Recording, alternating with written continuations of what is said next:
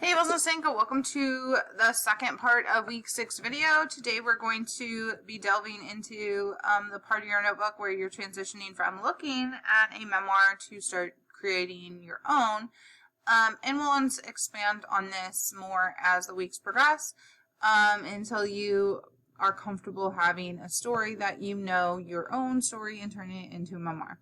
Okay, so we're going to be working on this page particularly today, and then you will work on this tomorrow. All right, so for this next part, we're first going to discuss core memories. Core memories.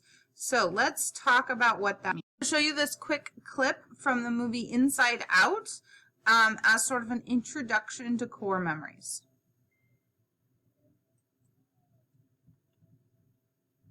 The really important ones are over here. I don't want to get too technical, but these are called core memories.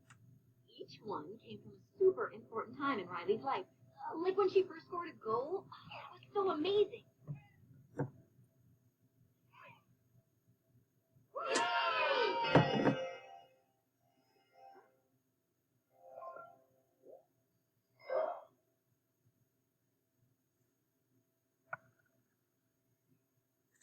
Each core memory powers a different aspect of Riley's personality. Like Hockey Island. Football Island is my personal favorite.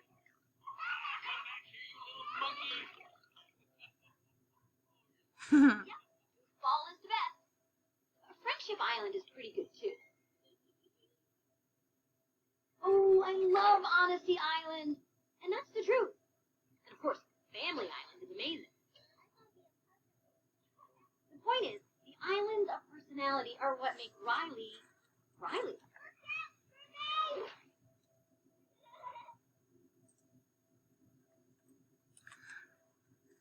All right, that gives you kind of an idea of what we mean by core memories. You don't need to think too much about this, but they're just sort of, if you think about the timeline of your life, the first sort of memory that you remember in your life, the first thing that pops in your head, you're going to put here. And then you're just going to kind of go through that until now. Notice there's only 8 spots, so we're not looking for every single memory in your entire life. We're just looking for things that you would consider core memories. Memories like when you think about like this year of your life or this stage of your life, what is like the first memory that pops in your head during that time? So, for example, the first memory that I have is of having an MRI for the first time. An MRI, if you've never had one or know what that is, it's like a big machine that they had to put your entire body in, and then a bunch of lights and things go around you so they can scan your brain and your body.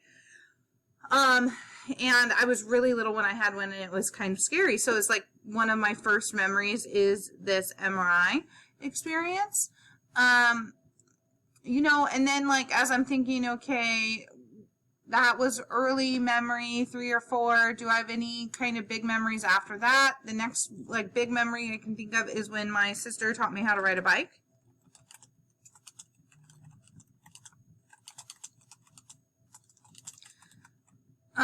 And when you're doing the timeline, you're not giving details, you're just writing down something that helps you remember the memory, that references it to you, so you don't have to like put a ton of details, just put like learn to ride a bike or whatever, and you know the memory that comes into your head, right?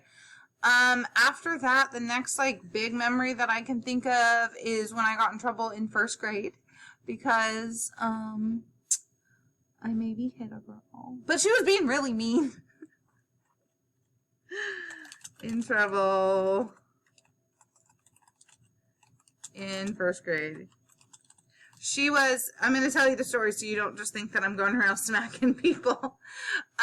There was a slide on the playground, the big slide on the playground. At the time we all had metal stuff and it was kind of scary, but there was like one really big metal slide that was kind of separate from the big toy. And in 1st grade, there was this girl that was fairly popular in the class, and all the kids seemed to be friends with her. And I didn't have a lot of friends in this class. I had just moved to this school that year. And she did not think that I should be allowed to go on the slide, and she was very possessive of the slide and said that it was her slide and no one else could go on it. And I ignored her sometimes and just kept going on it anyways, but she blocked me one day, and I was kind of just, I had it with her, and so I hit her. And I got in trouble. And then the principal tried to make me apologize, and I was like, no, she's apologized to me. But she never messed with me again, and I was allowed to use the slide from then on. Yeah. But I got in trouble. Okay. So that's first grade. So, you know, like, so MRI's early childhood taught me how to ride a bike, might be in kindergarten, first grade. And I'm not necessarily trying to go through every single year. It was just kind of like the first next memories that popped into my head. So another memory that popped into my head a little bit later on was, maybe, my best friend and I, we would, we broke into this, I was maybe not the best kid. We broke into her mom's coffee shop and stole some candy. Yeah, okay, we were naughty. All right, I know.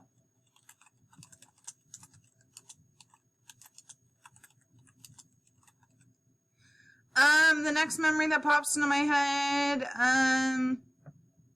highlights. I'm just like, I'm trying not to think about it. I'm just like, what's the next memory that popped in my head? I'm just probably in like 4th, 5th grade. My friends and I decided we wanted to be a girl group, like a band, and we had no musical talent whatsoever, but we really wanted to be a girl group. So we created this band, this musical group, singing group called Highlights, and we were all a different color highlight.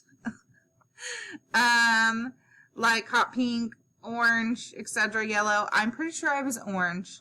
And I do literally mean highlights. Like, we were highlights. Like highlighters, we were all, and we had this idea that we were going to grow up and be this girl group, and we would all wear only the color of our highlighter all the time, apparently, which I'm glad didn't happen, because that would be atrocious to wear just like a highlighter color all the time. Next memory, when I met my friend Anna in middle school, first day, or not the first day of middle school, but like first week or so of middle school. I met her after school, and she became a good friend. Just, she got picked up late, and I was being picked up late, and we met. Next memory, probably the first day of high school. These old upperclassmen were really harassing a friend of mine, and I stood up to her and kind of got in their faces. Apparently I stand up to bullies. It's happened a few times. So, first day of high school. Standing up for Kelly.